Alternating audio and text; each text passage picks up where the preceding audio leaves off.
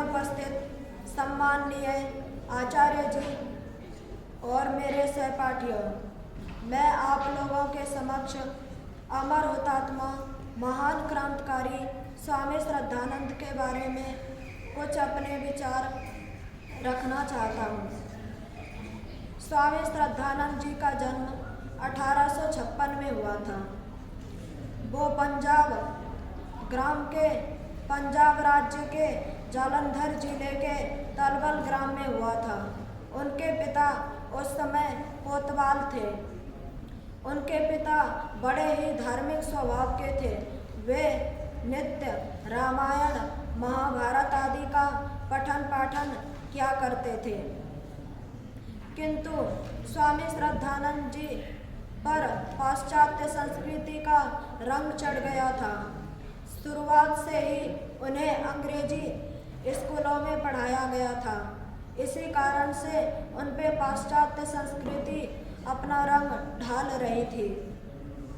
स्वामी श्रद्धानंद जी का विवाह शिव देवी से हुआ था, जो कि अत्यंत पतिव्रता स्त्री थी। स्वामी श्रद्धानंद जी का असली नाम बचपन में बृहस्पति था, किंतु उन्हें घरवाले मुंशी राम कहा करते थे और यह नाम उनके संन्यास ग्रहण करने तक चला। स्वामी श्रद्धानंद जी शराब, मांस, मद्य आदि खाया पिया करते थे, क्योंकि वे इस हिंदू धर्म को, इस आर्य धर्म को, पवित्र धर्म को खराब गड़ासला मानते थे और अंग्रेजी धर्म को, ईसाई धर्म को सर्वश्रेष्ठ धर्म मानते थे। वे होटलों में जाकर शराब आदि पिया करते थे और इस आर्य धर्म की बुराई किया करते थे तथा अपने पिता के द्वारा जो पूंजी कमाई जाती थी उनको यूं ही खर्च कर दिया करते थे।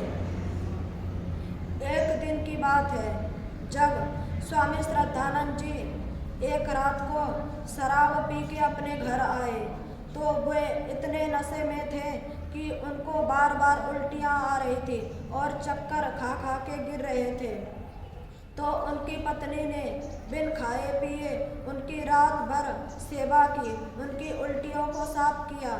जब स्वामी श्रद्धानंद जी सुबह होश में आए तो उनको इस बात का पता चला कि मेरे कारण मेरी पत्नी भूखी ही रह गई, तो उन्होंने उस दिन से शराब ना पीने का संकल्प ले लिया।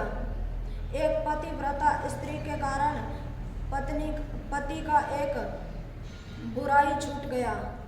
इसी कारण यदि हमें विवाह करना है तो पतिव्रता स्त्री से करना चाहिए, क्योंकि यदि हमारे अंदर कोई दुर्व्यसन होगा तो पतिव्रता स्त्री के संग से वो हट सकते हैं। स्वामी श्रद्धानंद जी के पिता का पंजाब से तबादला बरेली उत्तर प्रदेश में हो गया। वहाँ पर भी उनको कोतवाल की उपाधि दी गई। वहाँ पर उन दिनों स्वामी दयानंद सरस्वती का प्रवचन चल रहा था। तो स्वामी श्रद्धानंद के पिता नानक चंद जी ने सोचा कि यहीं पर मेरी ड्यूटी हो जाए तो अच्छा है, साधु सन्यासियों के प्रवचन सुनने को भी मिल जाएंगे। तो उनकी ड्यूटी ब्रिटिश सरकार ने बरेली में ही लगवा दी। जब स्वामी दयानंद जी के भाषण नानक चंद्र जी ने सुने तो वो बहुत प्रभावित हुए। उन्होंने सोचा कि इसके मुख से कितने तर्क वितर्क शब्द निकल रहे हैं जो बिल्कुल लोगों को प्रभावित कर रहे हैं। मैं भी अपने बिगड़े हुए पुत्र को यही आने को कहूँगा और वे प्रवचन सुनेंगे तो अवश्य सुधर जाएंगे।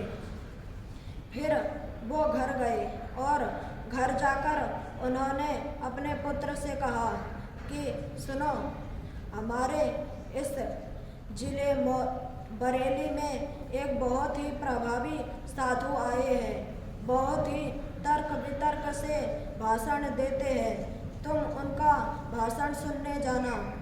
तो स्वामी श्रद्धानंद जी ने कहा कि अरे ये साधु सन्यासी तो ढोंगे पाखंडी होते हैं, ये तो केवल अपना पेट भरने के लिए भाषण देते हैं। किंतु पिता के आग्रह पर स्वामी श्रद्धानंद जी प्रवचन सुनने को चले गए और जब उन्होंने उनका प्रवचन सुना तो वे बहुत प्रभावित हुए। उन्होंने देखा कि बड़े बड़े ब्रिटिश अधिकारी उनसे प्रश्न उत्तर करने जा रहे हैं और वे शब्द निकलते हैं उनके मुख से तो ऐसा लगता है कि भगवान के मुख से शब्द निकल रहे हैं। तो वे प्रभावित होने लगे। फिर अगले दिन की जाने को सोचा प्रवचन सुनने को, लेकिन उस दिन वो बीमार हो गए। वे अपने मन में सोचने लगे कि शायद मैं आज भी प्रवचन सुन पाता, किंतु आज तो मेरा दुर्भाग्य है। फिर उन्होंने आर्य समाज में अपनी रुचि जगाई और सत्यार्थ प्रकाश आदि कितने ग्रंथों को पढ़ा। उनके अंदर शुद्धता आने लगी। उन्होंने पढ़ाई करके वकालत की और वकालत करके वे आर्य समाज के काम भी करते थे। उन्होंने वकालत में ऐसे केस लड़े जो बिल्कुल सत्य हो, जिनमें थोड़ा सा भी असत्य हो उससे वे पीछे हट जाते थे। उनकी ये ख्याति पूरे कोर्ट में फैलने लगी। सभी वकील उनकी प्रशंसा करते थे कि देखो भाई, मुंशी राम का तो अब जीवन ही बदल गया है। पहले तो मांस मदिरा आदि पी के यूं ही पड़ा रहता था और अब देखो अब कितना सम्मान मिलने लगा है उसको, कितना अच्छा बन गया है। इसी प्रकार स्वामी श्रद्धानंद जी की ख्याति बढ़ने लगी और उन्होंने लोगों को जोड़ा। लोगों को जोड़ के उन्होंने आर्य समाज के काम धंधे को आगे बढ़ाया। फिर दुर्भाग्य एक दिन ऐसा हुआ कि अगस्त 1891 में उनकी अत्यंत प्रिय पत्नी शिव देवी जी का देहांत हो गया। इससे उनके मन पर बहुत बड़ा प्रभाव पड़ा।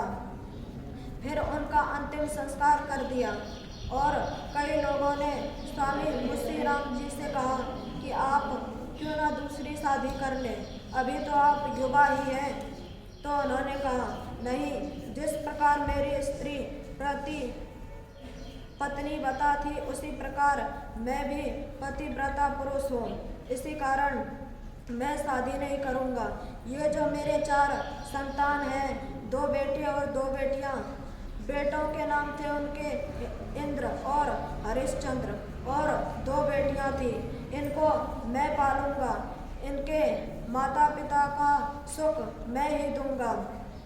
इसी प्रकार वे आर्य समाज का काम करते हुए उन्होंने 1917 को संन्यास धारण कर लिया और उन्होंने ये सोचा कि स्वामी दयानंद सरस्वती के सपना को साकार करना है तो हमें गुरुकुलों की स्थापना करनी चाहिए। इसीलिए उन्होंने अपने साला देवराज की सहायता से पंजाब जालंधर में कन्या गुरुकुल खोला और 1902 में हरिद्वार में कांगड़ी के पास गुरुकुल खोला। उसके लिए स्वामी जी ने पूरे देश में घूमकर 40,000 रुपये इकट्ठे किए थे और महर्षि जी के अत्यंत भक्त मुंशी अमन सिंह ने उनको विस्तृत भूमि इस पवित्र कार्य हेतु दान दिया था। स्वामी दयानंद के सपनों को साकार कर स्वामी श्रद्धानंद जी ने उस गुरुकुल में 17 साल तक आचार्य और अधिष्ठाता के पद पर रहकर वहाँ का संचालन किया। इससे अच्छे संचालन और व्यवस्था अच्छी होने से उस गुरुकुल की ख्याति फैलने लगी और बड़े बड़े सेठों के लड़के उस गुरुकुल में पढ़ने के लिए आने लगे। किंतु पादरियों को उस गुरुकुल की ख्याति अच्छी नहीं लगी और उन्होंने ब्रिटिश गवर्नर को भड़काया कि मैंने तो सुना है उस गुरुकुल में चोरी छिपे बम बनाए जाते हैं। ऐसा जब ब्रिटिश गवर्नर ने सुना तो उसने रेम्ज मैकडॉनल्ड के नेतृत्व में एक जांच आयोग की नियुक्ति उस गुरुकुल पर की। और जब वह जांच आयोग गुरुकुल पहुंचा तो उसने स्वामी श्रद्धानंद जी से कहा कि तुम्हारे गुरुकुल में बम बनाया जाता है। तो उन्होंने कहा, हाँ, हमारे गुरुकुल में बम बनाया जाता है। तो कहा, चलो दिखाओ। फिर वे रेम्ज को ले गए और ब्रह्मचारियों को व्यायाम करते हुए, खेल खेलते हुए, मलखम करते हुए दिखाया। कहा, ये ही हमारे बम है। एक एक बम तुम्हारे 100 बमों के बराबर है। जहाँ फटेगा वहाँ अंग्रेजों के छक्के छुड़ा देगा। तो फिर भी उस रेम्ज ने उस गुरुकुल की तलाशी ली, किंतु कुछ नहीं मिला और वे चले गए। 1906 में पटियाला में 84 आर्य समाजियों को बिन मुकदमा चलाए ही ब्रिटिश गवर्नर ने जेल में बंद कर दिया। तो स्वामी श्रद्धानंद जी ने उस समय उन 84 आर्य समाजियों को छुड़ाया। 30 मार्च 1919 को उन्होंने रोल्ट एक्ट, जो काला कानून था जिसमें भारतीयों को बिना मुकदमा चलाए ही जेल में भेज देने की परिवारिश की गई थी, उसके विरुद्ध में 30 मार्च 1919 को एक सत्याग्रह आंदोलन चलाया और दिल्ली में उन्होंने एक भारी संख्या में जुलूस निकाला। जब इस बात की जानकारी गवर्नर को मिली तो उसने पुलिसों को भेजा और पुलिस स्वामी श्रद्धानंद जी के सामने गोली लेकर खड़े हो गए। स्वामी श्रद्धानंद जी इतने निर्भीक थे कि उन्होंने अपना सीना खोल दिया और ऐसे कहा कि चलाओ गोली, मारो गोली इस पे, मेरे छाती पे। तो इस निर्भीकता को देखकर अंग्रेज पुलिस अचंभे में रह गए और उनके अधिकारी ने मना कर दिया गोली चलाने से और वे चले गए। इस प्रकार की स्वामी श्रद्धानंद जी में निर्भीकता थी। जब वे उत्तर प्रदेश का दौरा करके दिल्ली लौटे तो वहाँ पर उनको निमोनिया हो गया। यह निमोनिया उनको कई दिनों तक चलता रहा। इससे उनको बहुत दुख हुआ। एक दिन की बात थी जब स्वामी श्रद्धानंद जी विश्राम कर रहे थे तो एक मुस्लिम गुंडा उनके कमरे में आया पानी पीने के बहाने से। यह किसी के द्वारा भेजा गया था, क्योंकि जिस दिन स्वामी श्रद्धानंद जी ने मुसलमानों की सबसे प्रसिद्ध मस्जिद जामा मस्जिद के मिंबर में भाषण दिया था, उस दिन से मुसलमान उनके द्रोही हो गए और उनसे शत्रुता करने लगे तथा श्रद्धानंद जी ने लगभग 500 गांवों के हिंदुओं को, जो पहले बलात मुसलमान बनाए गए थे, उनको फिर से आर्य बनाया और उन्होंने शुद्धि सभा भी चलाई थी। इससे मुसलमान उनसे बहुत ही वैमनस्य करने लगे और उन्होंने ही उन गुंडों को भेजा था। वो जो गुंडा था वो बिल्कुल मुसलमान धर्म का कट्टर था। उसने उनके भक्त से कहा कि एक स्वामी जी के साथ जो सेवा में लगा हुआ था, उस भक्त से कहा कि आप पानी पिला सकते हैं और इसी पानी पीने के बहाने से उसने स्वामी श्रद्धानंद जी पर गोली चला दी और 23 दिसंबर 1926 को महान क्रांतिकारी अमर हुतात्मा स्वामी श्रद्धानंद जी की मृत्यु हो गई। हमें उनसे यह शिक्षा ग्रहण करनी चाहिए कि जिस प्रकार उनमें निर्भीकता थी, पहले वे बिगड़े हुए थे किंतु फिर इतना सुधरे कि उनका आज भी नाम चलता है। हमें भी उनके जैसा बनना चाहिए, उनके जैसा स्वाभिमानी, उनके जैसा कर्तव्यनिष्ठ और देशभक्त बनना चाहिए।